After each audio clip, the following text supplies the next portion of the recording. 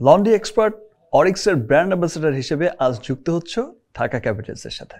Welcome to Dhaka Capitals. Thank you so much ভাইয়া, আমি তো খুবই এক্সাইটেড কারণ অরিক্স ঢাকা ক্যাপিটালসের সাথে যুক্ত হতে পেরে। এবার মাঠে খেলবে ঢাকা ক্যাপিটালস, সো কাপড়ে দাগ ময়লা যাই লাগুক ঢাকা ক্যাপিটালসকে ব্রাইট রাখবে অরিক্স। আই হোপ যে ঢাকা ক্যাপিটালস এবার উইনার হবে ইনশাআল্লাহ। ইয়েস।